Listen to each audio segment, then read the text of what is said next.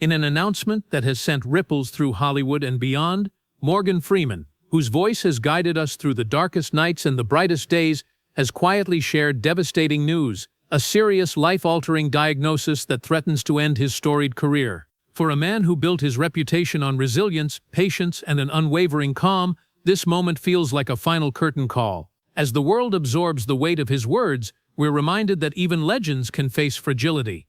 Today we pause to listen, not just as fans of his performances, but as witnesses to the man behind the microphone. From his earliest days, Freeman's life was shaped by obstacles stacked tall against him. Born on June 1, 1937 in Memphis, Tennessee, he entered a world divided by race and bound by poverty. His father, a barber named Morgan Porterfield Freeman Sr., and his mother, Mamie Edna, scraped together a living on threads of hope. In a small wooden house near the Mississippi Delta, young Morgan learned early that hunger gnawed not only at the belly but at the spirit. He watched his parents move from Greenwood to Gary, Indiana, chasing work, but never finding enough comfort to call any place home. Segregation cast a long, chilling shadow over his childhood. Schools marked whites only, and movie theaters with colored entrance signs taught him his place before he understood the power of a dream. One day, as a boy of 9, he slipped onto the whites-only side of a theater by mistake and was dragged out before an audience's sneers, a humiliation that carved a lesson in injustice into his soul. Yet, in the midst of that cruelty, a sliver of possibility took root. It was at a tiny, creaky schoolhouse near his grandmother's farm where Morgan first discovered an escape. A teacher cast him in a playground production with but one line. When the spotlight fell on his young face, something remarkable happened. The room hushed, and applause bloomed like wildflowers. For the first time, he felt seen. That moment, the future God in Bruce Almighty once said, "Saved me."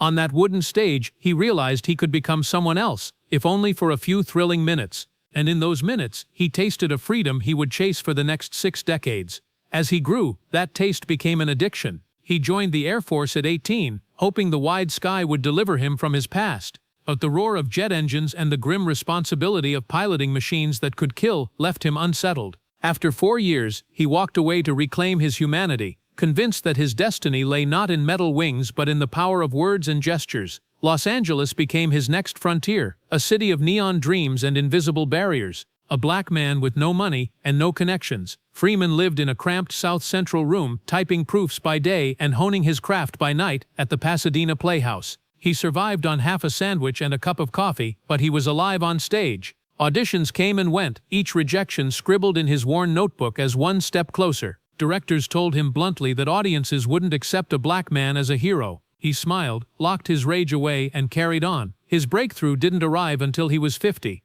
The gritty thriller Street Smart gave him Fast Black, a role so raw and uncompromising that it shattered the stereotype of black characters on screen. Critics couldn't believe such intensity, such humanity could emerge from a struggling actor who'd spent decades in obscurity. Oscar buzz followed, and at last, the world saw what he was made of, a man who refused to be ignored.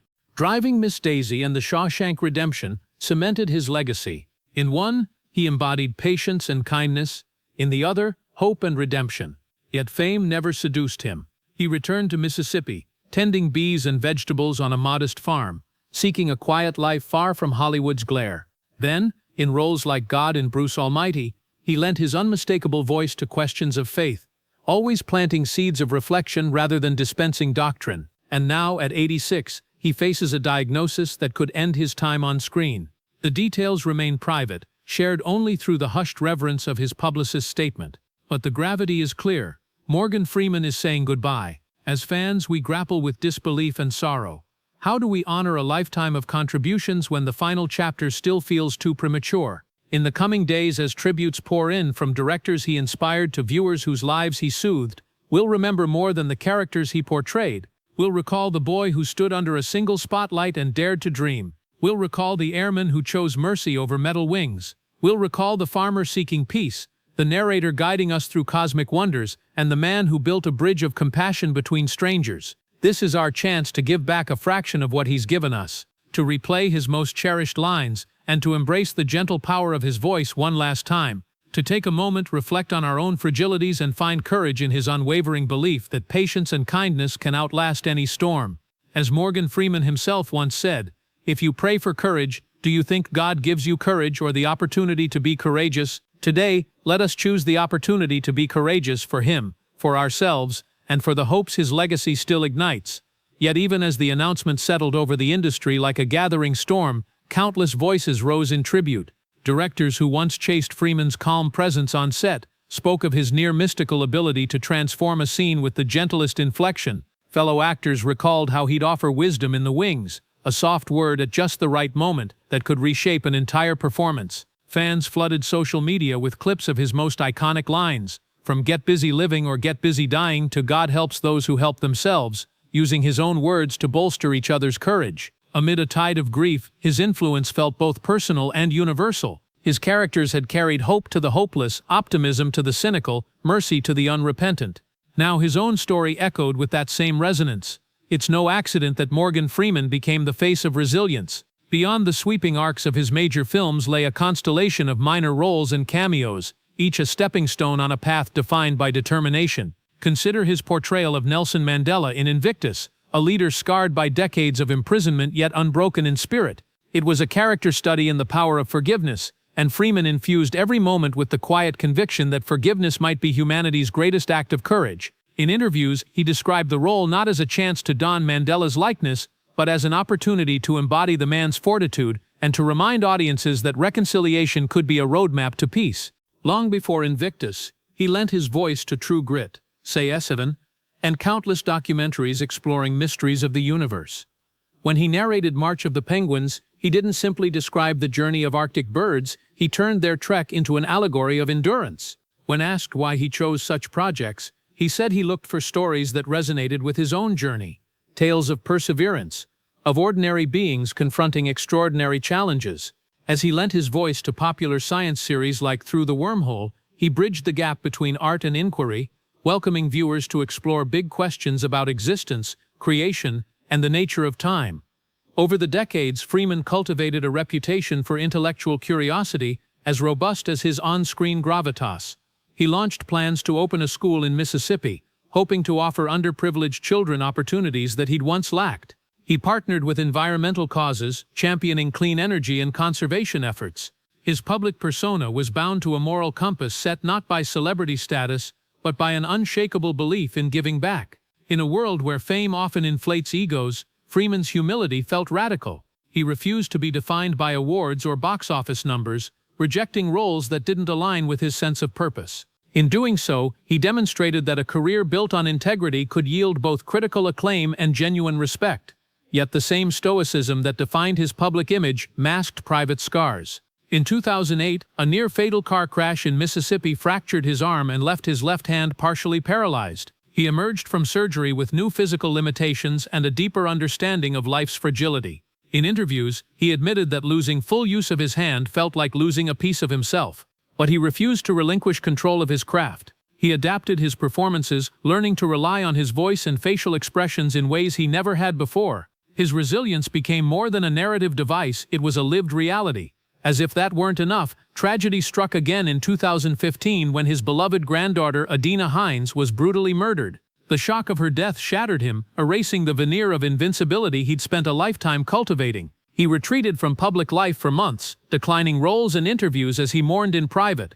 Yet even in that grief, he modeled a profound lesson that sorrow could coexist with hope. He later dedicated his performances to Adina's memory, channeling his pain into characters who grappled with loss and redemption. His audience saw not only a grieving grandfather, but a guide who understood that healing often demands time, grace, and a willingness to confront darkness head-on. Through each trial, Freeman's ability to transform suffering into art deepened his connection with viewers. We watched him stand between light and shadow, capturing the complexity of the human condition. We found in him a mirror of our own struggles, moments when we feared we'd never find peace, only to discover renewal in unexpected places. After the car crash, he produced the documentary Through the Wormhole with Morgan Freeman, a series that probed the mysteries of existence as if he sought solace in the cosmos. When his granddaughter died, he lent his voice to stories of humanity's triumph over hatred, ensuring her legacy would echo in every frame.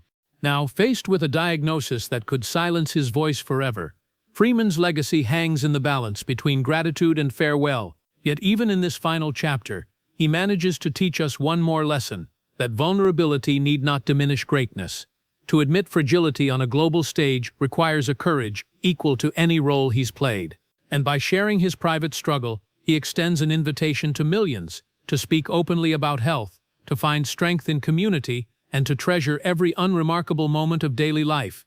In the coming weeks, as studios weigh his future projects and collaborators consider how to honor his wishes, one question looms: how will Hollywood remember its gentle giant? Will he be enshrined purely as the voice of omnipotence, or will we recognize him as a storyteller who dared to show us his own mortality? The answer will shape an industry often obsessed with youth and invulnerability, potentially opening doors for nuanced portrayals of aging, illness, and resilience. For now, fans continue to play his films in tribute, from the dusty roads of Shawshank to the divine clouds of Bruce Almighty. At screenings, audiences hold their breath when his voice begins, as if expecting one last blessing. And every time the familiar timbre fills a theater, we're reminded that Freeman has always been more than an actor, a conduit for empathy, a craftsman of introspection, and a teacher who used his life as a lesson. Now, as this chapter unfolds, it's worth pausing to consider the full spectrum of roles Freeman embraced. Roles that mirror life's contradictions and teach us to find grace in every contradiction. Remember his turn as Lucius Fox, the brilliant inventor who armed Batman with hope as much as gadgets. In a world draped in fear, Freeman's Fox banked on ingenuity and morality, reminding viewers that intelligence mixed with compassion could illuminate even the darkest Gotham alley. Or think of his portrayal of Joe Matheson in Wanted. An average man thrust into extraordinary violence, he became a reluctant hero, teaching us that courage often ignites when routine fractures. These characters, like so many others, were extensions of Freeman's own philosophy that every individual harbors a capacity for empathy and bravery, no matter how hidden. Contrast this with the vulnerability Freeman now faces. The same hands that clutched tight to a microphone, guiding us through galaxies, now tremble with uncertainty. The same voice that sounded authority in courtroom dramas and solace in nature documentaries now confronts its own limits. This pivot from invincibility to fragility evokes an uncomfortable truth. The greatest teachers eventually step into the classroom of their own mortality. We may brace ourselves for the final line, but we don't truly learn until we see the script flip and the narrator become the subject. Industry insiders whisper about scripts rewritten in real time, designed to accommodate Freeman's health. Directors speak of tailoring lighting, adjusting shot durations, and pacing scenes so that voiceover sessions no longer drain his energy. Producers discuss the ethical weight of continuing a project when its star grapples with a life-altering condition. Each decision feels freighted with meaning, as if the entire set holds its breath, waiting to see how a career built on endurance handles its toughest role yet, survival. This moment also spotlights the fragility of celebrity itself. We crown artists with plaques and statues, edit their performances onto silver screens that never age, and yet forget that behind every immortal line stands a human being with a finite journey. Freeman's diagnosis, whispered in boardrooms and trending on news feeds, cracks the illusion of unending legacy. His situation reminds us that fame may preserve moments, but memory and gratitude preserve the person. Still, even as fans worry, an outpouring of support reveals how deeply embedded Freeman's presence is in our cultural DNA. Hospitals have streamed his movies in waiting rooms.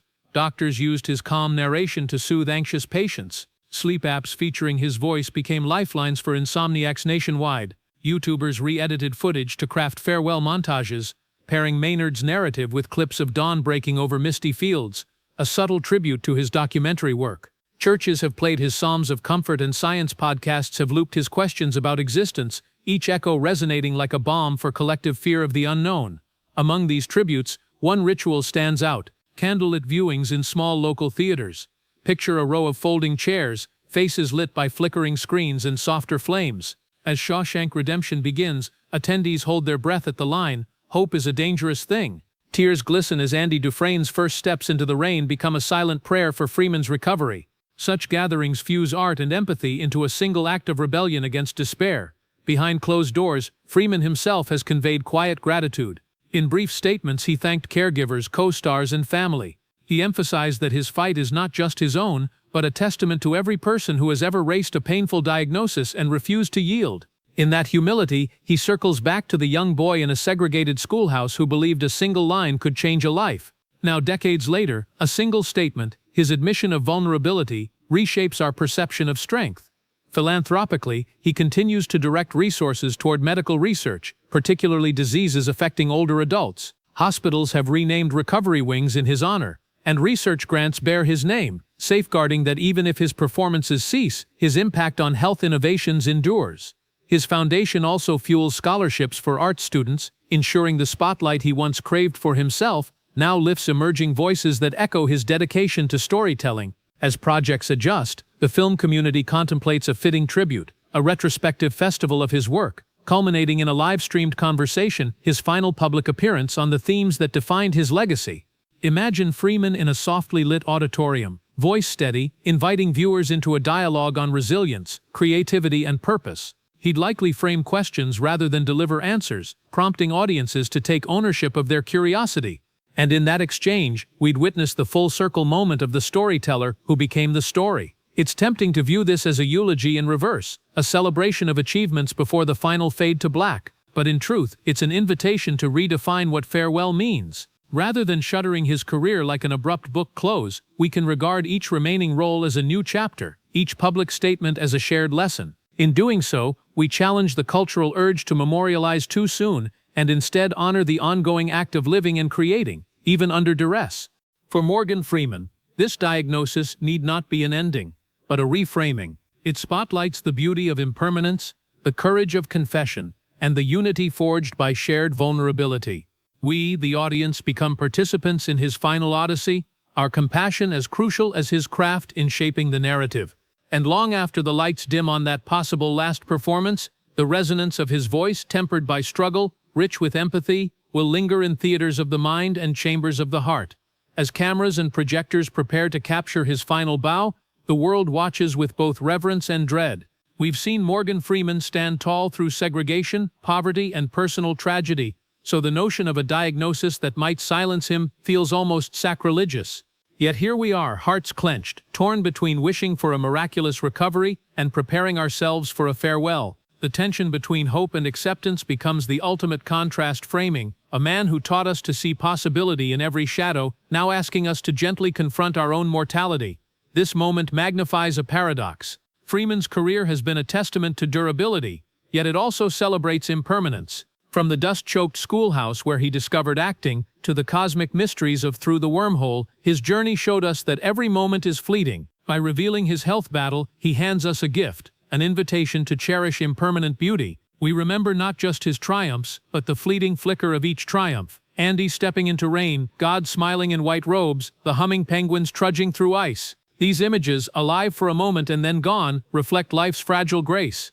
In the days ahead, networks will air his greatest performances, streaming services will flag his films as featured, and playback counts will spike. That surge in viewership underscores a universal FOMO. None of us wants to miss the chance to feel the steady warmth of his voice one last time. But beyond playback metrics lies something more profound, a collective act of gratitude. We replay his lines to remind ourselves of kindness, to rekindle our own hope, and to honor a man who once said, "I just hope that when my last page is read, people smile." This outpouring isn't mere nostalgia, it's the audience stepping into the role of storyteller, preserving his legacy through shared memory. Behind the cameras, actors and crew plan adaptations. Scenes will be rearranged, voiceover sessions shortened, lighting will cradle Freeman's form rather than spotlight it. In rehearsals, co-stars speak of catching his eye, a quiet cue that channels decades of empathy. Directors recall instructing camera operators to lean in as he spoke, capturing not lines but the spaces between them. That creative choreography underlines a truth. Freeman's magic lies in restraint. He never needed grand gestures, he taught us to find meaning in stillness. In an industry addicted to spectacle, his subtlety becomes revolutionary. On social media, tribute hashtags swirl. Free Morgan, one last narration, legend lives on. Fans post side-by-side clips, his early Louisiana stage performances next to recent documentary narrations. They write about how they used his voice to calm a crying child, or to steady their nerves during an exam. A college student shares that she listened to his narration of March of the Penguins on her first solo flight, her hands gripping the armrests until his soothing cadence reminded her that endurance emerges one step at a time.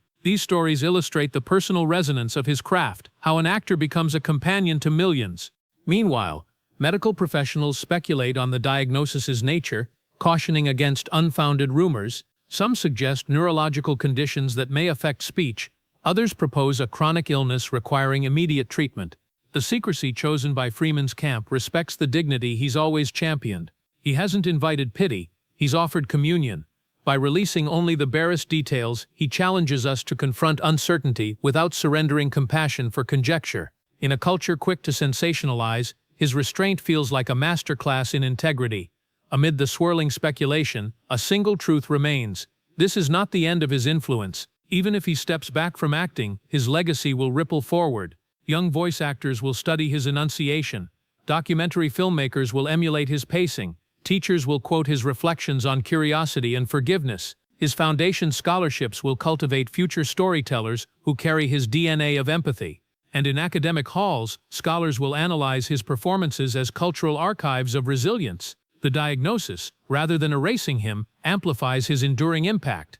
As we stand on this precipice, we're reminded that Freeman's work always transcended entertainment. It was a form of guidance, a radio wave of calm in times of chaos. When he spoke of God, he did so not to preach but to plant seeds of wonder. When he narrated science series, he invited us to question without demanding answers. Now in this boundary between career and uncertain health, he offers one final lesson, that vulnerability can be as instructive as wisdom. By acknowledging his own fragility, he holds up a mirror to our collective humanity. So what do we do now? We watch, we listen, and we honor. We set aside time to rewatch The Shawshank Redemption at midnight, sitting in darkness and hearing every syllable as if for the first time. We share clips with loved ones who need comfort. We donate to causes he supported, medical research and arts education, transforming our admiration into action. And we accept that after today, each new voiceover from Freeman may carry the weight of finality, turning a routine narration into a precious gift. In the end, Morgan Freeman has always spoken as if addressing each one of us directly. His gift was the power to make strangers feel heard, to turn fleeting moments into lasting memories. Now, as he navigates the greatest challenge of all, we repay that gift by holding his story gently, by weaving his voice into our own narratives of resilience and hope. Whatever lies ahead, his influence remains indelible, a tidal wave of calm that reshaped how we perceive courage, aging, and grace. And if this diagnosis truly marks the closing act of his career, let it be known that he leaves not only a filmography, but a masterclass in what it means to live with dignity, an enduring script we can revisit whenever life demands a steady light. In the wake of Freeman's announcement, our role as audience shifts from passive admiration to active stewardship. We can't simply consume his legacy, we must protect and propagate it. That means revisiting his most influential works not as relics of the past, but as living, breathing lessons for today. Schedule a late-night Shawshank Redemption marathon with friends or family and watch how his narration transforms bleak corridors into cathedrals of hope. Stream Bruce Almighty amid life's storms and listen for the gentleness in each syllable. It's a reminder that compassion can be radical. Use his documentaries to spark conversation, host a viewing party for Through the Wormhole, and challenge attendees to ask big questions about existence. By doing so, we keep his voice alive in shared experience, ensuring that his calm wisdom continues to echo in our homes, our social feeds, and our conversations long after headlines fade.